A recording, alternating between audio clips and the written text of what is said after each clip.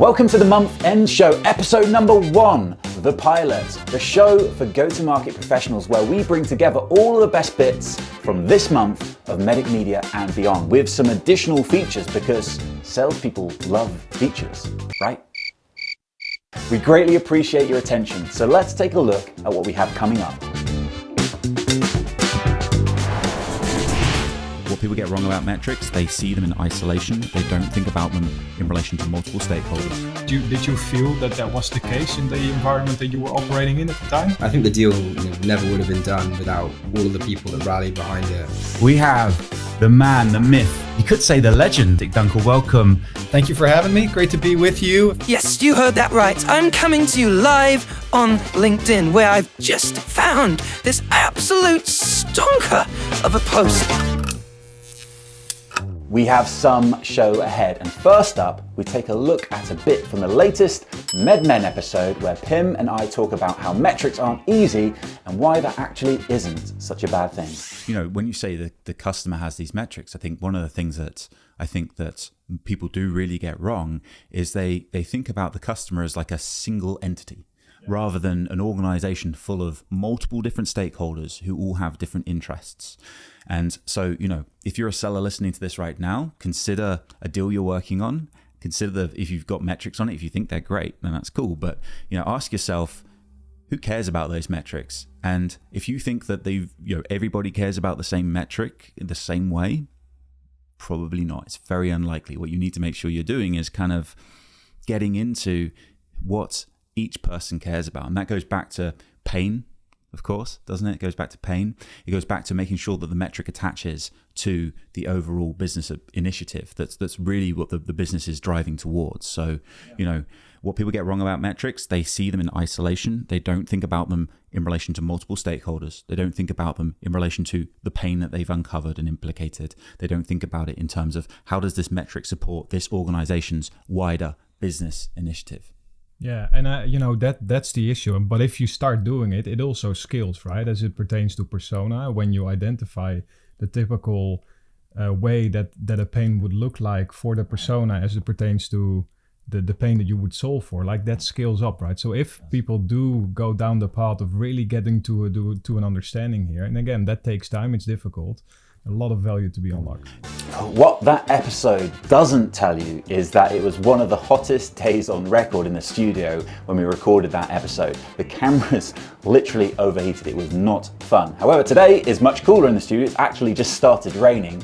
And talking of studios, in a moment, we're going to go out of the studio and join our reporter in the field, Randy Blonc.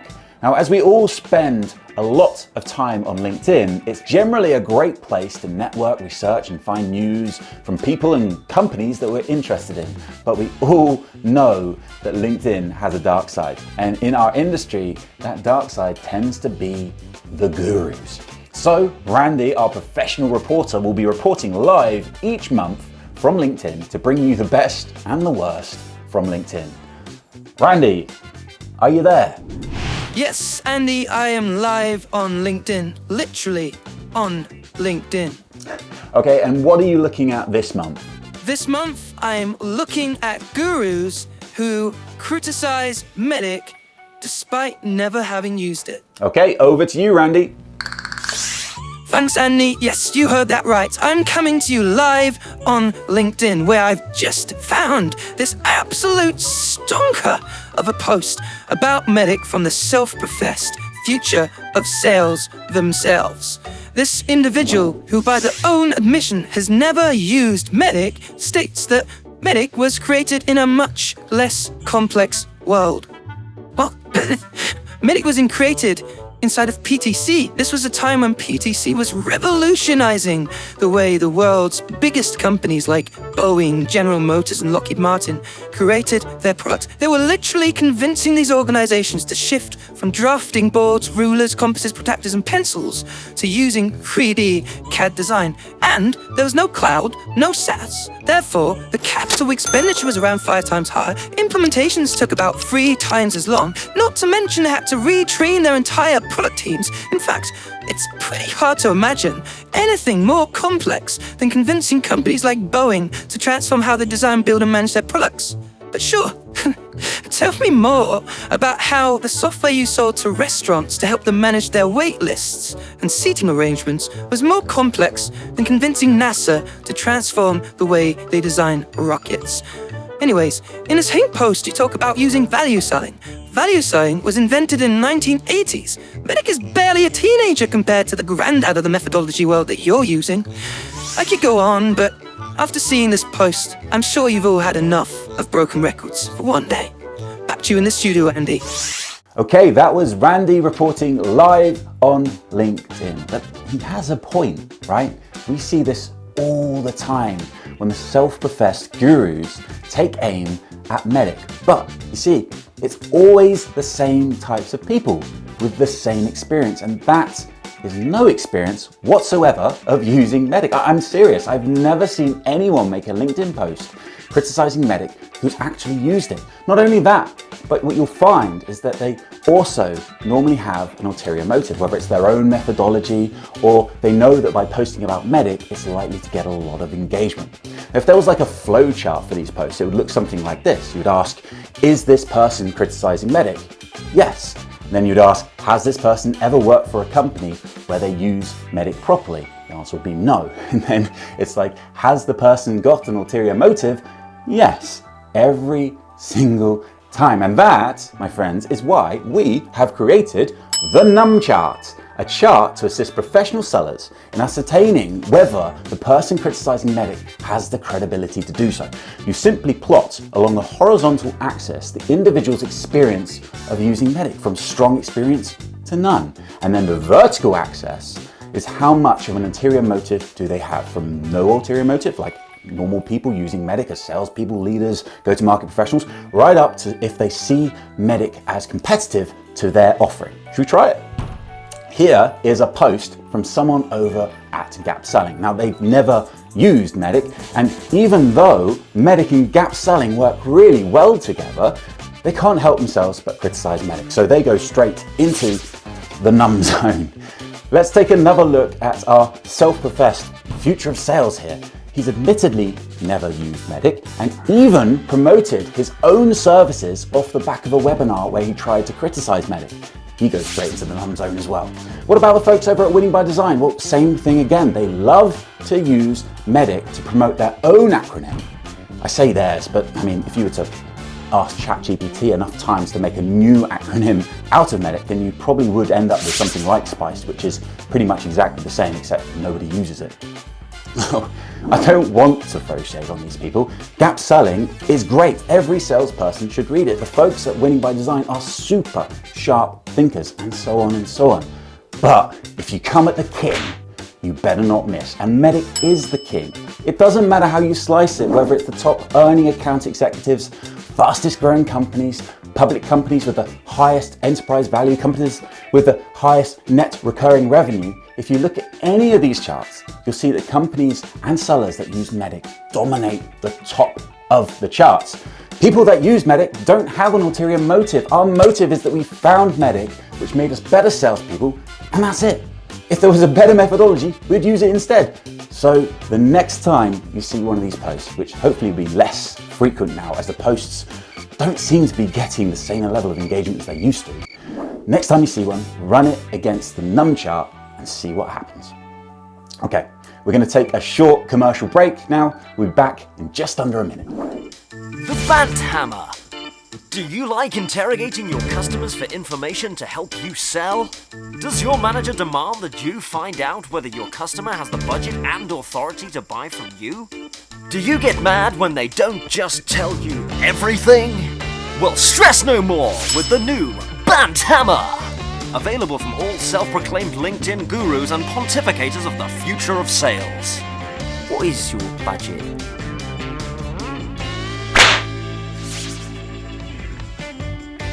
Do you even have the authority to buy this?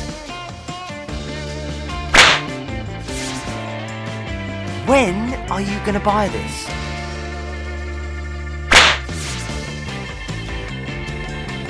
BANT sales methodology should be used responsibly, and by responsibly, we mean not at all. Potential side effects of BANT may cause customer dissatisfaction, decreased conversion rates, tortuously prolonged sales cycles ending in abrupt, closed-door situations, and sales pipelines as hopeful as a snowman in July. BANT is not designed to improve, enhance, or progress any deal. It's about as useful as an ejector seat in a helicopter. Over-reliance on BANT is clinically proven to scare off potential prospects faster than the skunk at a garden party. It may also lead to the complete disqualification of any prospect who doesn't fit the mold, leaving you with a customer base tighter than a hipster's jeans. In the unfortunate event of BANT usage, do not attend President's Club, do not wait for your commission check, and get ready to fill out those unemployment support forms.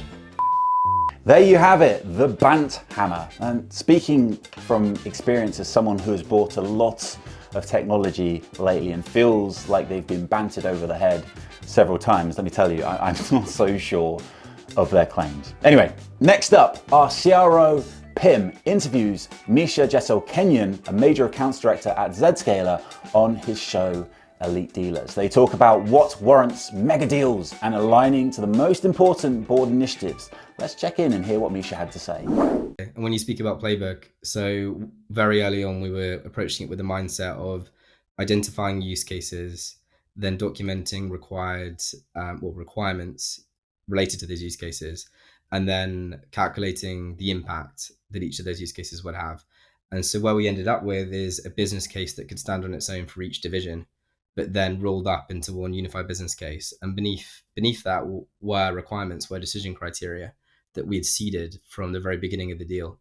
And some had developed, but ultimately that's what protected us from not losing the deal at the end when we had this Me Too competitor come in and offer the same thing for free, which it wasn't actually the same thing, but could have been seen as the same thing if we hadn't gone through that process. Yeah, spot on. Hey, so Misha, the context of this deal is that it's vastly bigger than anything else that the company, especially on a EMEA perspective, had seen before, right? So what can you share around like the process elements here, like the decision process and the paper process, and well, which was probably different than the typical deals that you guys would see?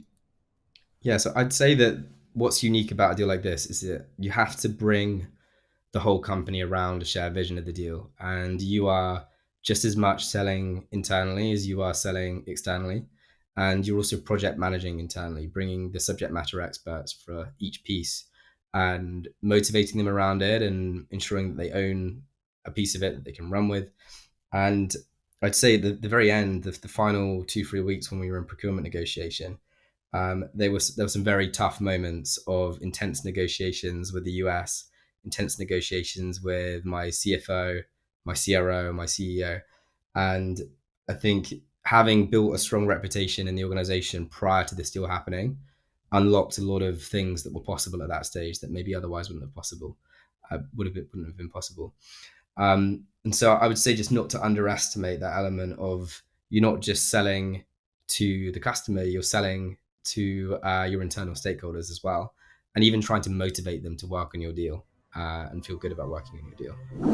I tell you what, every time I hear Misha speak, I rate him higher and higher. What a coup for Zscaler to pick him up, a true elite dealer, a true master of MEDDIC, which seamlessly leads us onto our next feature, which is our recent live Masters of MEDDIC episode with the one, the only, Mr. Dick Dunkel. We look at what it means to be performing at the highest level at all times.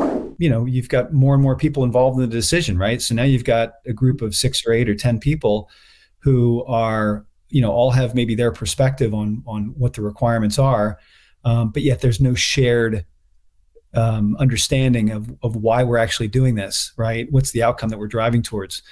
And, you know, again, I just think, you know, maybe a simple example of that would be like, you know, again, at Celonis, it's like, okay, you've got a complex supply chain, but we've got to try to figure out like the real reason we're doing this is because we have to improve on-time customer delivery, right? That's the thing that we're focused on.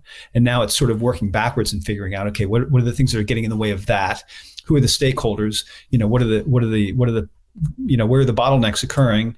What are the things that have to get fixed in order for us to be able to improve on-time delivery while at the same time, you know, increasing efficiency and not increasing our carbon footprint?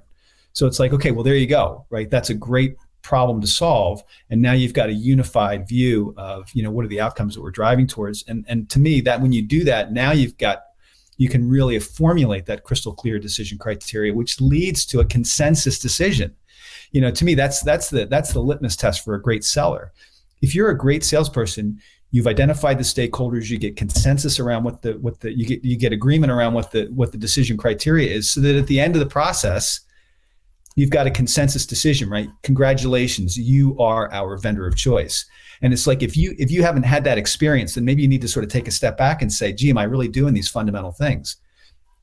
And again, this is such a perfect example of what we see. We see a lot of this with organizations. It's like, yeah, we get it. Like, we know how to spell MEDDIC, right?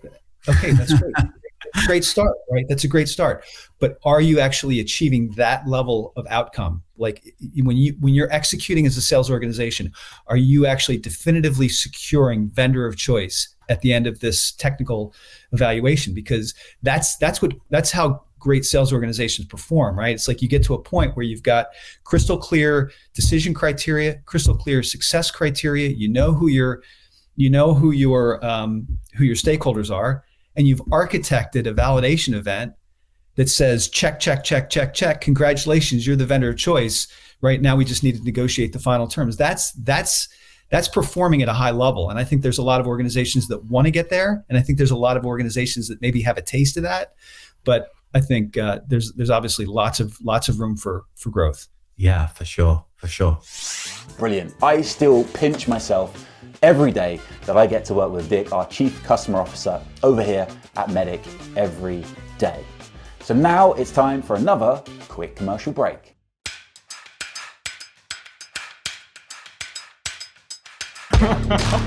Yeah, you do your thing. This is one I've been excited for.